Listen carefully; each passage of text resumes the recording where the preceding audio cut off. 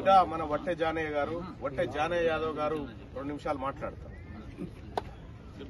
రేపు ఫిబ్రవరి 2వ తారీఖున వరంగల్ ఆర్ట్స్ కళాశాల మైదానంలో జరగబోయేటటువంటి హలో బీసీ చలో వరంగల్ కార్యక్రమంలో భాగంగా మరి ఈనాడు మీ అందరినీ కలిసేటటువంటి అవకాశం వచ్చినందుకు నిజంగా ధన్యవాదాలు తెలియజేస్తూ మరి ఇలా బీసీల గొంతుకై తెలంగాణ రాష్ట్రంలో గత 70-80 సంవత్సరాల నుండి 100% పైబడి ఉండబడినటువంటి బీసీలమైనటువంటి మనం మరి మనతో పాటు ఉండబడినటువంటి ఎస్సీ వర్గాలను కలుపుకుంటే 80% పైన ఉండి కూడా మరి యొక్క రాజ్యాధికారంలో మన యొక్క పాత్ర ఏందనేది మరి ఇక్కడ ఉన్నటువంటి మేధావులందరూ కూడా తెలుసు.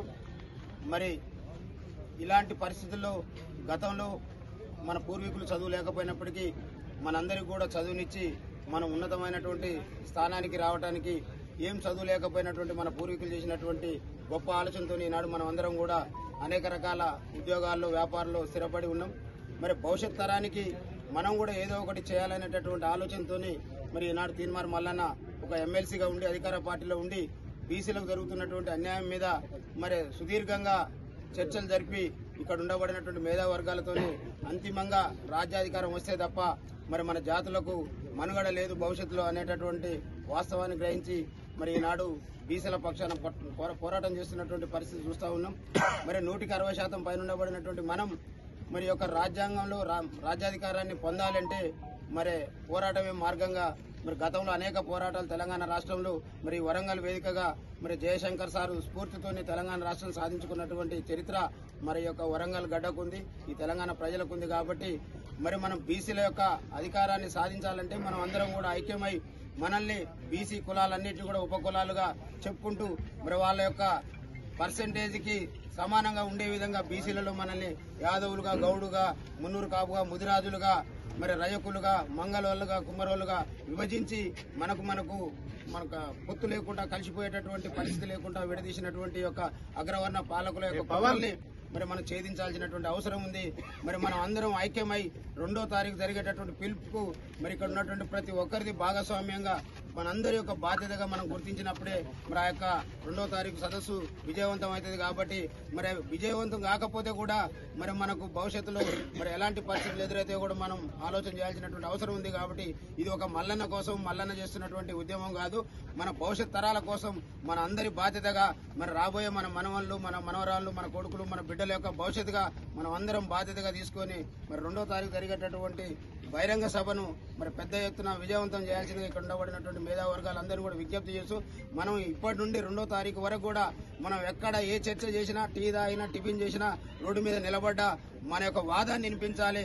మనం ఐక్యం కావాల్సిన అవసరం ఎందుకు వచ్చిందో కూడా మరి తెలియజేయాల్సినటువంటి పరిస్థితి మరి ఇక్కడ ఉన్నటువంటి మేధావర్గాల మీద ఉంది. కాబట్టి మరి దాన్ని ఒక పెద్ద తుఫాన్ మాదిరిగా, ఒక ఉప్పెర మాదిరిగా వరంగల్ మరి ఏదైతే ఆర్ట్స్ కళాశాల మైదానం ఉందో మరి 1,00,000 మంది కాదు, మనం ఇచ్చేటటువంటి పిలుపుతోని ఒక్కొక్కరు 100 మందిని లెక్కేసుకుంటే మరి లక్షల సంఖ్యలో మరి యొక్క మైదానానికి వచ్చేటటువంటి పరిస్థితి. ఎందుకంటే గతంలో ఉండబడినటువంటి అన్యాయం మనకు తెలియదు. మరి ఈ మధ్యకాలంలో మల్లన్న రెగ్యులర్ గా వివరిస్తా ఉండు.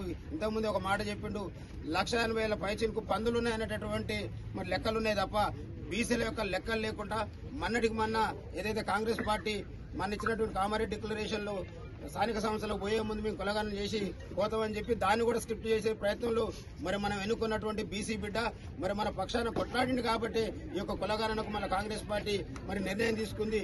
అయినప్పటికీ కూడా ఇంకా దాని మీద పూర్తి స్థాయిలో మరి మనకు లెక్కలు తెలవట్లేదు. కాబట్టి మరి మల్లన్న నాయకత్వంలో మనం అందరం మద్దతుగా ఉండి రేపు గర్జించినట్లయితే ఖచ్చితంగా మన కులగణన వస్తుంది, మన పిల్లలకు మరి 42% రిజర్వేషన్ వస్తుంది. మరి ఈడబ్ల్యూఎస్ ద్వారా 5.68% ఉన్నటువంటి వాళ్లకు 10% ఏ రకంగా దోషిపెడతా ఉన్నారు మరి మన అందరికీ తెలుసు. కాబట్టి మనం అందరం కూడా వీటన్నిటిని మరి ఆ యొక్క ఈడబ్ల్యూఎస్ రిజర్వేషన్ పోవాలన్నా, మన జాతులకు 42% రిజర్వేషన్ రావాలన్నా, రాజ్యాధికారంలో మన వాటా మనకు రావాలన్నా ఖచ్చితంగా స్వచ్ఛందంగా ఏదో ఎవరో పిలిచి ఇప్పటి వరకు మనందరినీ కూడా మరి అగ్రవర్ణాలు ఏదైతే ఉందో మీటింగ్ అనగానే ఊర్లకు పంపించి బండ్లు ఇచ్చి మరి డబ్బులు ఇస్తే మీటింగ్లకు వచ్చినటువంటి ఆనవాయితీ మనకు అలవాటు చేశారు. కానీ మనం దానికి వ్యతిరేకంగా స్వచ్ఛందంగా ప్రతి ఒక్కరం కూడా ఒక్కొక్క కుటుంబం నుంచి 2-3 ఇది మన మీటింగు, మన కోసం మల్లన్న చేస్తున్నటువంటి పోరాటం. మరి ఇంకో పోరాటాన్ని మనం విజయవంతం చేయకపోతే మన భవిష్యత్ తరాలు మరి చీకట్లో బతికేటటువంటి అవకాశం ఉంటుంది. కాబట్టి మరి అలాంటి సమావేశాన్ని అలాంటి సభను పెద్ద ఎత్తున విజయవంతం చేయాలని ఈ సందర్భంగా మీ అందరూ కూడా విజ్ఞప్తి చేస్తూ ఇక్కడ ఉన్నటువంటి ప్రతి ఒక్కరు కూడా బాధ్యతగా మరి 2వ తారీఖు జరిగేటటువంటి మీటింగ్ కు లక్షల సంఖ్యలో జనాన్ని మరి సమీకరించాల్సిందిగా విజ్ఞప్తి చేస్తా ఉన్నాను.